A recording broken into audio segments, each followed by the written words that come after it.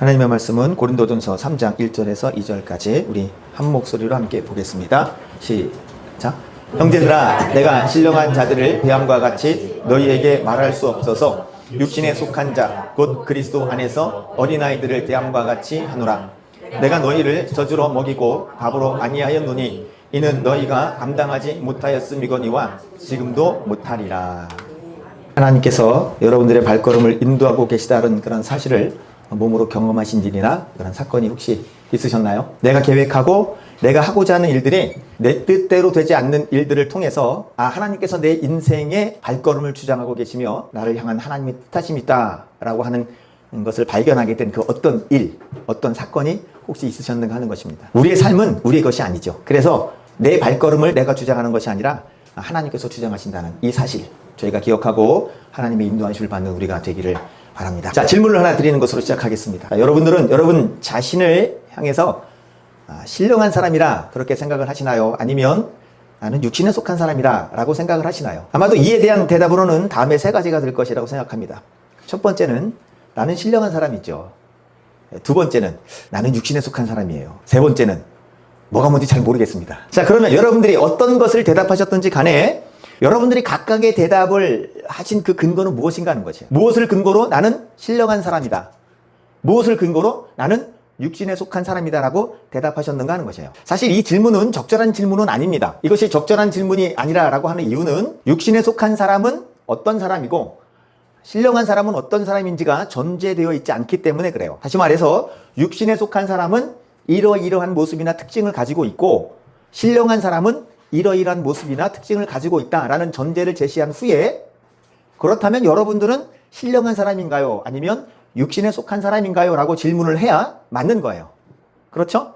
근데 우리는 그런 전제를 깔아놓지 않고 무작정 들이댔죠. 당신은 신령한 사람입니까? 아니면 육신에 속한 사람입니까? 자, 그러면 어떤 사람이 신령한 사람이고 어떤 사람이 육신에 속한 사람일까 하는 것입니다. 내가 생각하는 것이 아닌 성경에서 말하는 신령한 사람과 육신에 속한 사람은 어떤 사람일까 하는 것이에요. 우선 우리가 고린도전서 2장 12절에서 14절을 한번 보겠습니다. 우리가 세상의 영을 받지 아니하고 오직 하나님으로부터 온 영을 받았으니 이는 우리로 하여금 하나님께서 우리에게 은혜로 주신 것들을 알게 하려 하심이라. 우리가 이것을 말하거니와 사람의 지혜가 가르친 말로 아니하고 오직 성령께서 가르치신 것으로 하니 영적인 일은 영적인 것으로 분별하느니라. 육에 속한 사람은 하나님의 성령의 일들을 받지 아니하나니 이는 그것들이 그에게는 어리석게 보임이요 또 그는 그것들을 알 수도 없나니 그러한 일은 영적으로 분별되기 때문이라. 자, 12절을 보시면 대조되는 게 있어요. 하나님의 영과 세상의 영과 하나님으로부터 온 영, 곧 성령이 대조를 이룹니다. 13절은 사람의 지혜 그리고 성령께서 가르치신 것이 대조를 이루어요. 그리고 14절은 육에 속한 사람과 하나님의 성령의 일들이 대조를 이루죠. 자, 이것을 종합해서 이해하면 육에 속한 사람은 하나님의 성령의 일들, 곧 성령님과 성령님께서 가르치신 것, 달리 말하면 하나님께서 우리에게 은혜로 주신 것들이 무엇인지 알지도 못하고 받을 수도 없는 사람들이에요. 이런 사람들을 가리켜서 육신에 속했다, 그렇게 말하는 거예요. 자, 그러면 하나님께로부터 온 영, 곧 성령님께서 가르치시는 것은 무엇일까요? 하나님께서 우리에게 은혜로 주신 것들은 무엇인가 하는 것입니다. 고린도전서 12장 1절에서 3절. 형제들아, 신령한 것에 대하여 나는 너희가 알지 못하기를 원하지 아니하노니 너희도 알거니와 너희가 이방인으로 있을 때에 말 못하는 우상에게로 끄는 그대로 끌려갔느니라. 그러므로 내가 너희에게 알리노니 하나님의 영으로 말하는 자는 누구든지 예수를 저주할 자라 하지 아니하고 또 성령으로 아니하고는 누구든지 예수를 주시라 할 수 없느니라. 자, 여기 1절의 신령한 것과 3절에 하나님의 영으로 말하는 자를 우리가 주목할 필요가 있어요. 바울사도는 1절에서 신령한 것을 알지 못하는 것을 원하지 않는다라고 부정적인 진술을 해요. 이거는 아주 강한 긍정을 유도하는 거죠. 그러니까 신령한 것을 반드시 알기를 원한다, 그런 뜻이에요. 그러면서 2절과 3절에서 성령님께서 하신 일, 곧 하나님께서 우리에게 은혜로 주신 것들이 무엇인지를 말하는데 그것이 바로 예수는 저주를 받은 자가 아니라 우리의 저주를 대신 받고 우리를 구원한 구원자가 되시며 더 나아가서 우리의 주인이 되신다는 사실을 알게 하고 믿게 하는 것이라고 그래요.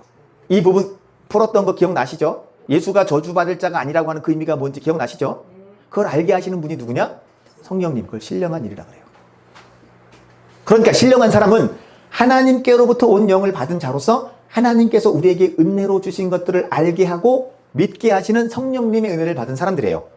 그래서 예수를 나의 구원자로 고백하고 예수를 나의 주님으로 고백하는 사람들이에요. 한마디로 성령님의 역사로 거듭난 자를 말하는 거예요. 정리가 되시죠? 우리가 기존에 들었던 신령하다라고 얘기하는 그런 부분에 있어서 은사적인 부분들이 많이 우리에게 들어왔던 것들은 사실입니다.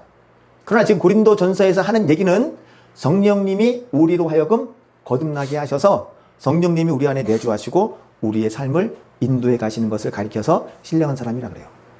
반면에 육에 속한 사람은 앞서 말씀드렸듯이 이 하나님의 성령의 일들, 곧 성령님과 하나님께서 우리에게 은혜로 주신 것들을 알지 못하고 받지 않는 사람들이에요.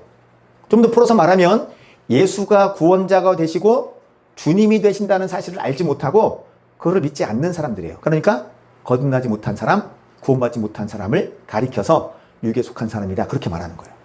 정리가 되셨나요? 그렇게 보면 지금 본문에서 말하는 육신에 속한 사람이 의미하는 것은 거듭나기는 했지만 여전히 거듭나지 못한 사람들과 같은 그 삶을 사는 사람들을 가리키는 거예요. 교회 안에 들어가서 거듭나기는 했지만 거듭나서 새 사람으로서의 그 삶을 살아가는 사람들이 아니라 여전히 거듭나기 이전에 육신에 속했던 그 사람의 성품, 그 사람의 기질 그대로 살아가는 사람들을 가리켜서 육신에 속한 자라, 그렇게 말한다는 거죠. 그래서 이어지는 3절에서 육신에 속한 자, 곧 거듭나지 못한 사람들이 행하는 특징 첫 번째를 얘기하는데 그것이 바로 시기와 분쟁입니다. 자, 우리 한번 넘겨주실까요?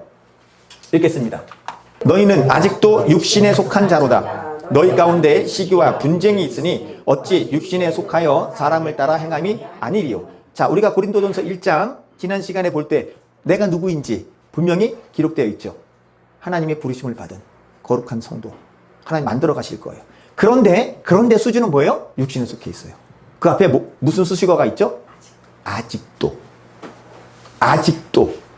그러니까 교회에는 거듭나기는 했지만 거듭나지 못한 자, 곧 육신에 속한 자와 같은 삶을 사는 사람들이 있다는 거예요. 그걸 우리가 고린도전서에서 이미 지난 시간에 확인한 거예요.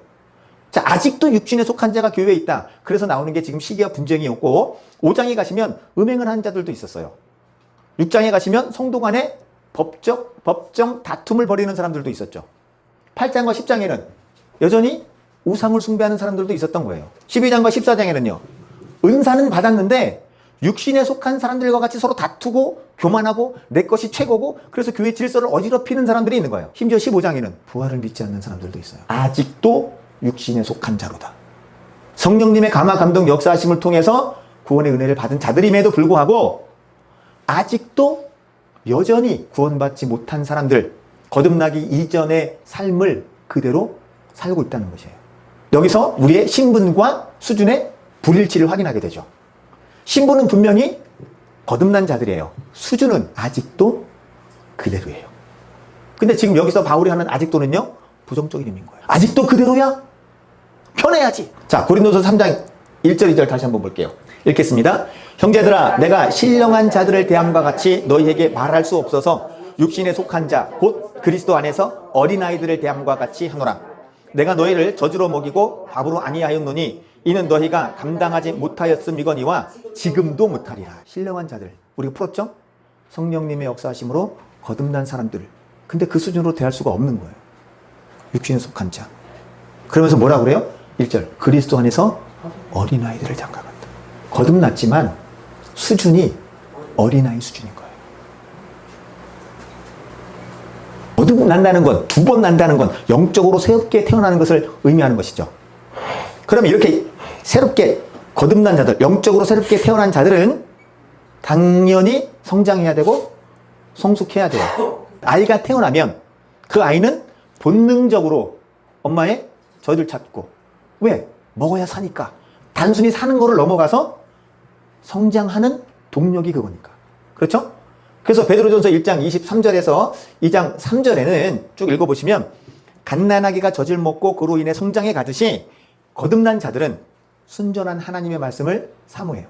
그 하나님의 말씀을 먹고 영적으로 성장하는 거예요. 그러니까 우리 영적 성장의 동력은 말씀인 거예요. 이것을 우리가 다르게 표현해서 성화라고 그랬죠. 기억나시죠? 자, 여기서 성화에 대해서 다시 한번 정리할게요. 우리가 구원의 여정을 말할 때 창세전에 선택하시고 또 효과적인 부르심을 통해서 회개와 믿음, 칭의, 양자됨, 성화, 영화 같은 단계들로 우리가 구분해서 이 구원의 여정을 살펴본 적이 있어요. 자, 중요한 건 이 효과적인 부르심을 통해서 거듭난, 그리고 회심, 칭의, 양자됨, 여기에 있어서는요, 우리가 할 일이 없어요. 왜? 영적으로 죽어 있었으니까. 에베소서 2장식으로 말하면 허물과 죄로 죽었던 너희를 살리셨도다. 죽은 자가 살아남에 있어서 죽은 자가 할 수 있는 역할이 있나요? 없죠. 나사로야 나오라라고 말했을 때 나사로가 그걸 듣고 살아나는 거예요? 살려서 듣고 나오는 거예요? 분명히 기억하시죠? 그러니까 우리가 구원받는 데 있어서 내가 할 수 있는 역할은 아무것도 없어요. 그리고 구원의 최종 단계인 영화, 우리의 이 썩을 몸이 썩지 않고 죽을 몸이 죽지 않는 있는 그것도 내가 하는 게 아니고 삼위일체 하나님이 하시는 거예요. 그렇죠? 그러니까 구원은 전적으로 하나님의 역사예요. 그런데 거듭난 이후에, 이 구원받은 이후에 이 성화의 과정에서는 성령 하나님의 도우심과 우리의 행위가 동반된다는 사실이에요. 이 말은 여러 차례 말씀드렸듯이 성령 하나님의 도우심 50%, 내가 하는 거 50%, 그래서 100%가 아니고 성령 하나님의 100% 사역이면서 동시에 우리의 간절한 열심과 노력이 100% 들어가는 거예요. 성화의 신비예요. 그리고 성화 역시 전적인 하나님의 은혜입니다. 하지만 계속 지금 반복해서 말씀드렸듯이 영적으로 죽어있던 내가 살아났다면 이제는 감각이 생기는 거예요. 주의 음성을 들을 수 있어요. 주님을 볼 수 있어요. 뭘 통해서? 성경을 통해서. 성경을 통해서 하나님께서 지금 나에게 이러이러한 말씀을 하시는구나 알아들을 수 있어요. 성경을 통해서 지금 하나님이 나에게 무엇을 보여주시는지 소위 말하는 비전이나 내가 가는 길을 볼 수 있어요. 그래서 나는 하나님의 뜻이 무엇인지 분별해서 그 뜻을 따라갈 수 있게 되는 거예요. 그것이 에베소서의 새 사람을 입으라예요. 히브리서 12장 4절을 말씀으로 하자면 너희가 죄와 대항하여 싸우되 피 흘리기까지 싸우라. 영적으로 죽어있을 때는 죄와 대항해서 싸울 이유가 없는 거예요. 죽었는데 무슨 전투를 합니까? 연어가 상류로 올라갈 때 물살, 강한 그 물살을 뚫고 거슬러 올라가는 연어는 살아있는 거죠. 죽은 연어는요, 둥둥둥둥둥둥둥둥. 적지 않은 경우 이 성화에 대해서 오해하는 것이 있어요. 하나님께서 하시는 일이기 때문에 나는 아무것도 하지 않아야 된다라고 생각하는 거예요. 그러나 그렇지 않습니다. 신약 성경의 서신서들은, 여기서 말하는 서신서는 마태, 마가, 누가, 요한, 사도행전 다음에 있는 성경들을 다 서신서라고 그래요. 편지들이에요. 이걸 다른 말로 얘기하면 양육서라 그렇게 표현하기도 합니다. 그러니까 신약 성경의 이 서신서들은 거듭난 자들, 곧 구원받은 자들에게 이렇게 살아야 된다. 거듭난 사람의 삶은 이것이다. 구원받은 사람의 삶은 이것이다라고 제시해 주는 거예요. 이걸 한마디로 요약하면 죄와 대항해서 싸우는 거예요. 예수님을 닮아가는 거예요. 우리가 말씀 봤죠? 베드로전서 2장 11절에 영혼을 거슬러 싸우는 육체의 정욕을 제어하라요. 이거는 구원받은 사람들에게 요구하는 거예요. 이걸 베드로전서식으로 다른 식으로 얘기하면 신령한 것, 곧 말씀을 사모해서 그 말씀을 읽고 묵상하고 그 말씀대로 살기를 힘쓰라는 거예요. 그래서 이거 하지 않으면 거듭난 자이기는 하지만 여전히 육신에 속한 자, 영적으로 어린 아이와 같은 삶을 살 수밖에 없는 거예요. 갓난아이와 같이 순전하고 신령한 자들 사모하라. 말씀을 받아야 돼. 말씀을 읽어야 돼. 말씀을 묵상하고 그 말씀대로 살기를 힘써야 돼. 이거를 안 하면 갓난아기가 엄마의 젖을 먹지 못하면 그 아이가 성장하지 못하고 종국에는 생명을 유지할 수 없듯이 거듭난 자들은 하나님의 말씀을 먹어야 돼요. 그리고 그 말씀대로 사는 삶을 살아야 돼요. 그거 안 하면 영적으로 어린아이 같은 거죠.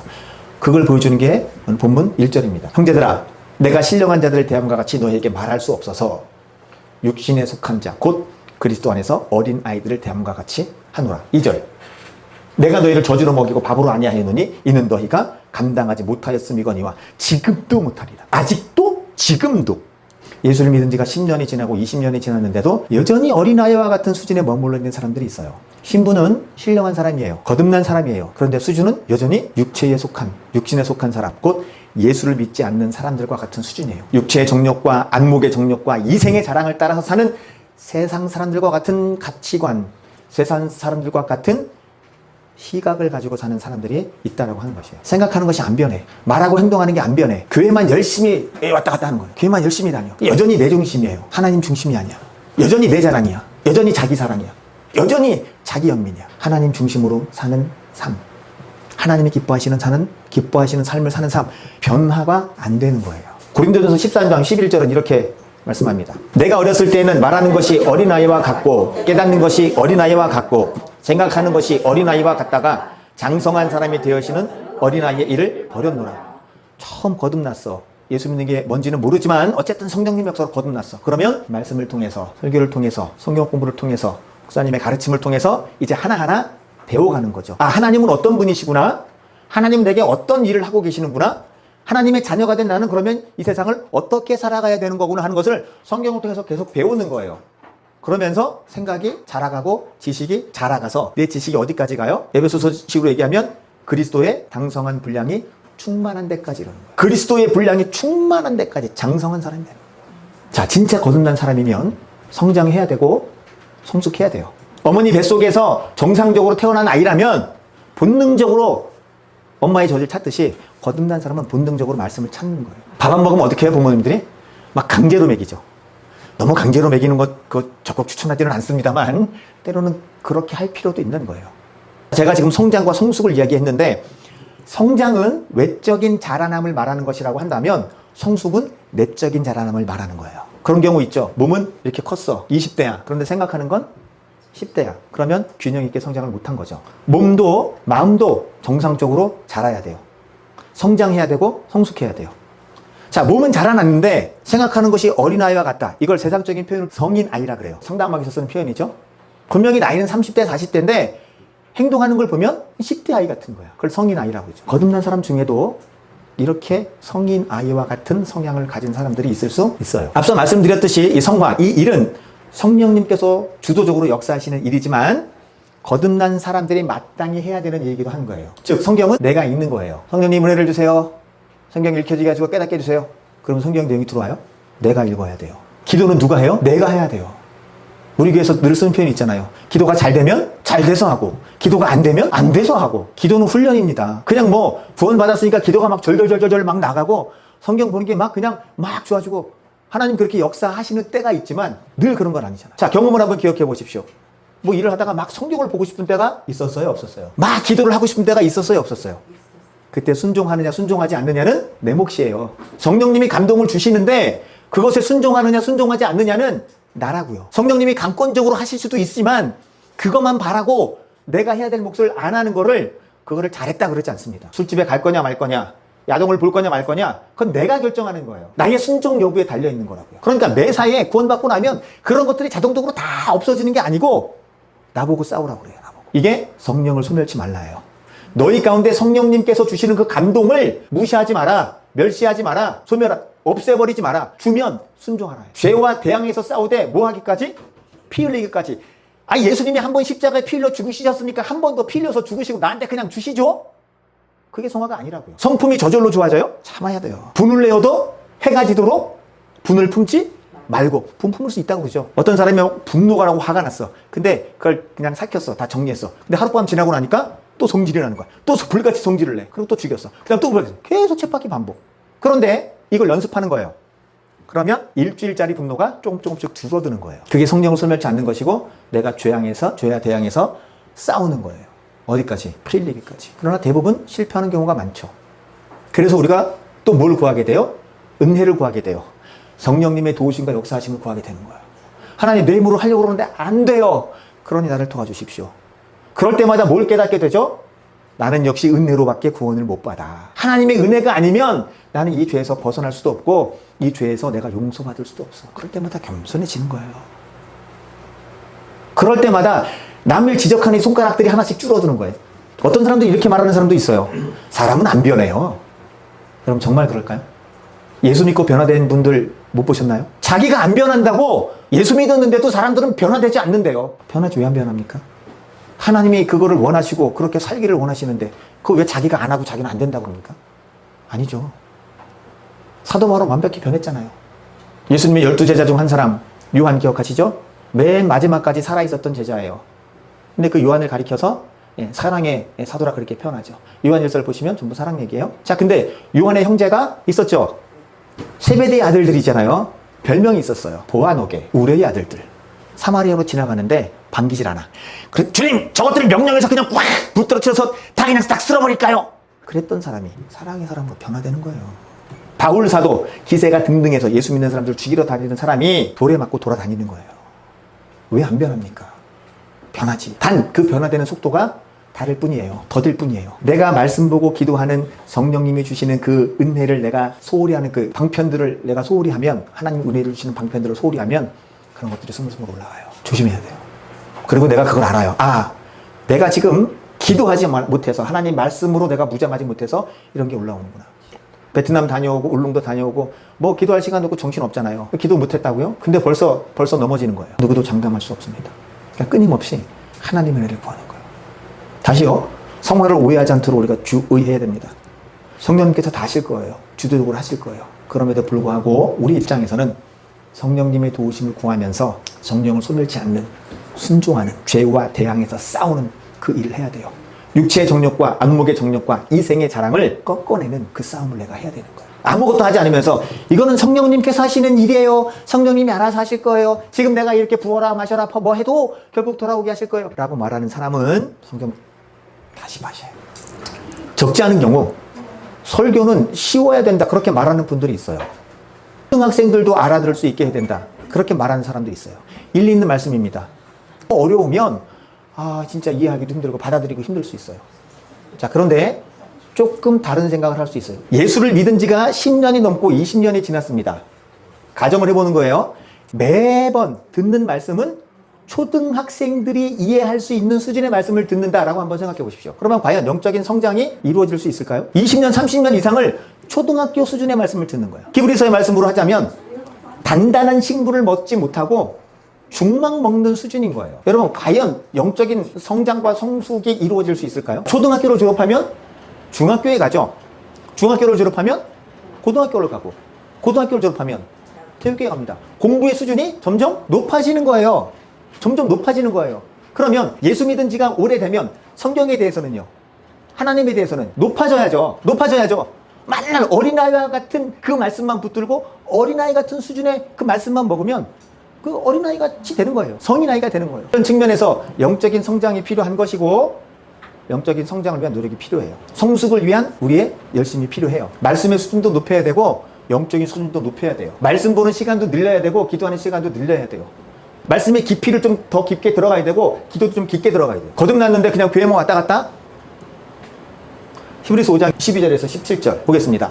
때가 오래되었으므로 너희가 마땅히 선생이 되었을 터인데 너희가 다시 하나님의 말씀의 초보에 대하여 누구에게서 가르침을 받아야 할 처지이니 단단한 음식은 못 먹고 젖이나 먹어야 할 자가 되었도다.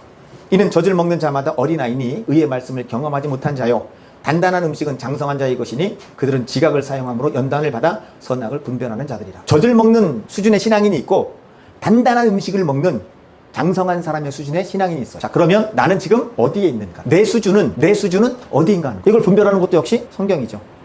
앞서도 말씀드렸습니다만 신약 성경의 서신서는 우리의 영적인 성장과 성숙을 말씀하고 있어요. 특별히 에베소서, 골로새서 우리가 확인했습니다만 너희가 하나님의 은혜로 구원받았어. 그러므로 의와 진리의 거룩함으로 지으심을 받은 새 사람을 입으라. 그리고 첫 번째 나오는 게 말이었죠. 변화되는 거예요. 예수 믿는 사람답게 변화되는 거예요. 그걸 훈련하는 거예요.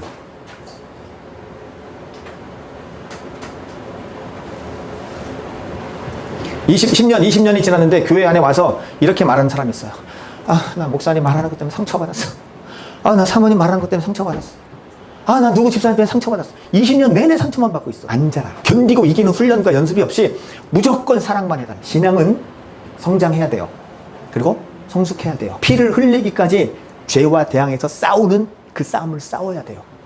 이길 때도 있고 질 때도 있고 잘 될 때도 있고 못할 때도 있고 그럴 때마다 성령님의 도심을 또 계속 구하는 거죠. 나는 연약합니다. 나는 할 수 없습니다. 그러기에 성령님의 도우심과 역사하심의 능력이 필요합니다. 이 죄를 사해 주시고 해결하실 분은 오직 우리 주 예수 그리스도밖에 없습니다. 그렇잖아요. 이 죄의 문제를 해결할 때가 세상에 어디에 있어요?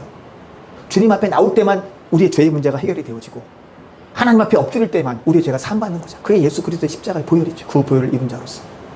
예수님께서 마지막에 제자들의 발을 씻어주실 때 베드로가 주님 절대로 제 발을 씻을 수 없습니다. 예수님께서 그러세요. 내가 네 발을 씻지 않으면 너와 나가 상관이 없다. 그러면요 발뿐만 아니라 온몸을 다 씻겨주세요. 이미 목욕한 자에게는 발밖에 씻을 것이 없다. 무슨 의미일까요? 이미 거듭난 자에게는 뭐 다시 그럴 게 없어요. 그러나 거듭났음에도 불구하고 이 땅을 살면서 완전하게 거룩해지는 사람은 없잖아요. 다니면서 죄를 져. 그럼 또 와서 주의 보혈로 씻는 거예요. 하나님, 제가 또 이렇게 실패하고 또 이렇게 죄를 짓습니다.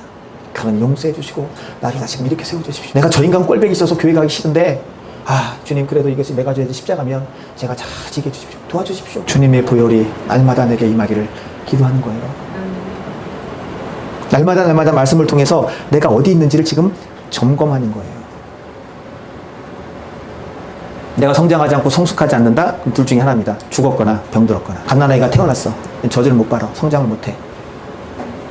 병들었거나 죽었거나. 내가 살아있는 그리스도인이라, 내가 거듭난 신자라고 입증할 수 있는 방법은 뭘까요? 우리 자신의 영적인 성장과 영적인 성숙입니다. 직분이 사람을 만드는 경우도 있어요. 목사이기 때문에, 목회자이기 때문에 조금 더 변화되는 부분들이 있습니다.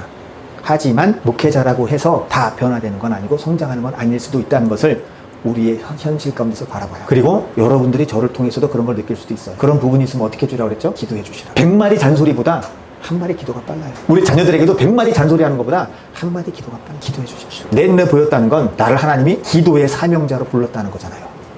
나를 괴롭히고 나를 못 살게 하고 모함하는 사람이 있어. 진짜 기도해야지.